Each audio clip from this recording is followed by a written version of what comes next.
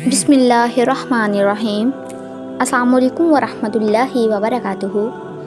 کبھی آپ نے ایسے لوگوں کی کہانیاں سنی ہیں جو اپنی طاقت اور دولت کے نشے میں اتنے اندھے ہو گئے کہ انہوں نے اللہ کے بھیجے ہوئے نبی کو جھٹلا دیا؟ کیا آپ جانتے ہیں کہ اللہ نے ان لوگوں کو اپنی قدرت کے ایسے نشان دکھائے جنہیں دیکھ کر ان کے رونگٹے کھڑے ہو گئے، لیکن پھر بھی غرور اور تکبر نے انہیں ہدایت قبول نہ کرنے دی، اور آخر کار ان پر ایسا ہولناک عذاب آیا کہ وہ ایک لمحے میں مٹی کا ڈھیر بن گئے۔ یہ کہانی ہے ایک ایسی قوم کی جس کے پاس پہاڑوں کو تراش کر گھر بنانے کی حیرت انگیز صلاحیت تھی، جو اپنی طاقت کے غرور میں آسمان سے بھی ٹکر لینے کی باتیں کرتے تھے، لیکن جب اللہ کا غضب ان پر نازل ہوا تو وہی پہاڑ جو ان کی پناہ گاہ تھے ان کی قبریں بن گئے۔ یہ قوم سمود کی کہانی ہے۔ یہ کہانی حضرت صالح علیہ السلام کی ہے جو اس سرکش قوم کے نبی تھے۔ یہ کہانی ایک ایسے معجزے کی ہے جو اللہ نے اپنی قدرت سے ظاہر فرمایا، لیکن قوم سمود نے اس معجزے کو جھٹلایا۔ کیا آپ جانتے ہیں کہ وہ معجزہ کیا تھا؟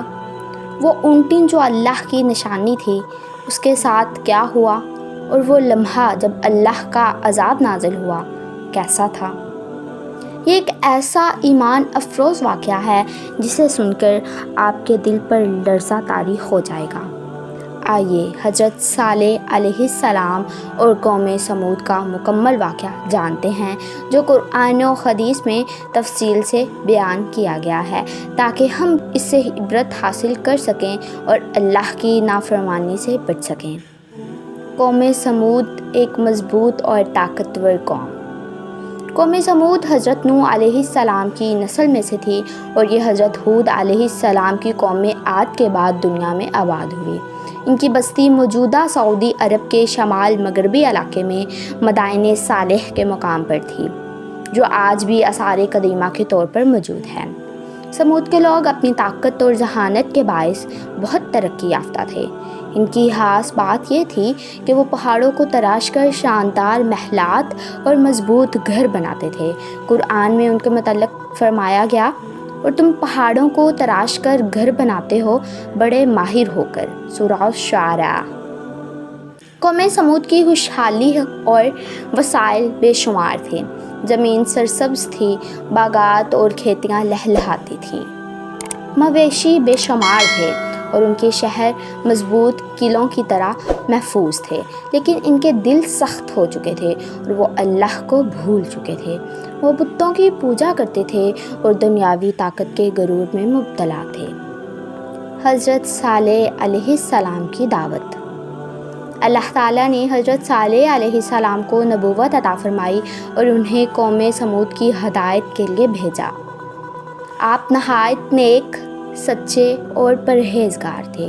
آپ نے اپنی قوم کو اللہ کی توحید کی طرف بلایا اور انہیں شرک سے روکا۔ آپ نے فرمایا، اے میری قوم، اللہ کی عبادت کرو، اس کے سوا تمہارا کوئی معبود نہیں۔ وہی ہے جس نے تمہیں زمین سے پیدا کیا اور اس میں آباد کیا، بس اس سے مغفرت طلب کرو اور اس کی طرف رجوع کرو۔ بے شک میرا رب قریب ہے اور دعا قبول کرنے والا ہے۔ سورہ ہود۔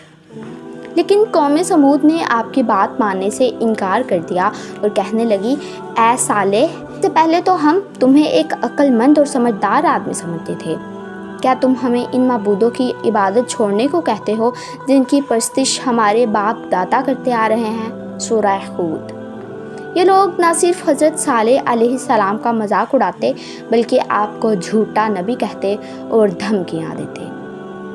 اللہ کا معجزہ ناقہ صالح، اللہ کی اونٹنی۔ قوم سمود نے حضرت صالح علیہ السلام سے ایک نشانی مانگی تاکہ وہ یقین کر سکیں کہ آپ واقعہ ہی اللہ کے نبی ہیں۔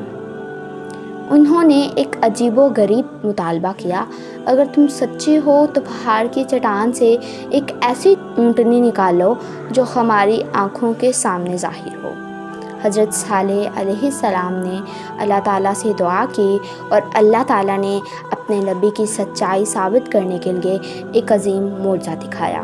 پہاڑ کی سخت چٹان 2 حصوں میں تقسیم ہو گئی اور اس میں سے ایک بڑی اور خوبصورت اونٹنی نکلی جو اللہ کی قدرت کا ایک زبردست نشان تھی۔ حضرت صالح علیہ السلام نے قوم کو ہدایت دی کہ یہ اونٹنی اللہ کی طرف سے ایک معجزہ ہے، اسے کوئی نقصان نہ پہنچائے، کیونکہ اگر ایسا کیا گیا تو سخت عذاب آئے گا۔ یہ اللہ کی اونٹنی ہے جو تمہارے لیے ایک نشانی ہے، اسے آزاد چھوڑ دو، یہ اللہ کی زمین میں چرتی پھرے، اسے کوئی تکلیف نہ پہنچانا ورنہ دردناک عذاب تمہیں پکڑ لے گا۔ سورہ الاعراف۔ یہ اونٹنی ایک دن پوری قوم کے لیے پانی پیتی تھی اور اگلے دن وہ باقی لوگوں کے مویشیوں کے لیے چھوڑ دیا جاتا تھا۔ اللہ نے اس اونٹنی کے ذریعے ان کا امتحان لینا چاہا، مگر قوم سمود نے تکبر کیا اور نافرمانی پر اتر آئی۔ قوم سمود کا گستاخی اور عذاب کا نزول۔ قوم سمود کے سرداروں کو یہ برداشت نہ ہوا، چنانچہ انہوں نے سازش کی اور ایک بدبخت شخص قدار بن صالف کو مقرر کیا، جس نے اس اونٹنی کو قتل کر دیا۔ جیسے ہی اونٹنی کو مارا گیا، حضرت صالح علیہ السلام انتہائی رنجیدہ ہوئے اور فرمایا، بس 3 دن اور، اس کے بعد تم پر اللہ کا عذاب نازل ہوگا۔ سورہ ہود۔ قوم سمود نے اس وارننگ کا مذاق اڑایا، لیکن 3 دن بعد اللہ کا وعدہ پورا ہوا، بس انہیں زلزلے نے آ لیا اور وہ اپنے گھروں میں اوندے پڑے رہ گئے۔ سورہ الاعراف۔ ایک خوفناک چیخ اور زلزلے نے پوری قوم کو تباہ کر دیا، وہی پہاڑ جو ان کے مضبوط قلعے تھے ان کی قبریں بن گئے۔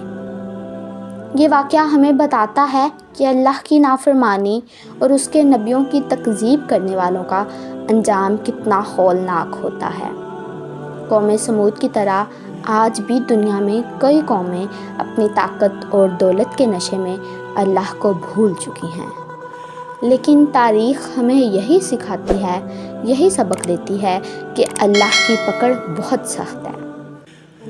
اللہ تعالیٰ ہمیں اپنے احکامات پر عمل کرنے کی توفیق عطا فرمائیں اور ہمیں ان لوگوں میں شامل فرمائیں جو حق کو پہچان کر اس پر عمل کرتے ہیں۔ آمین ثم آمین۔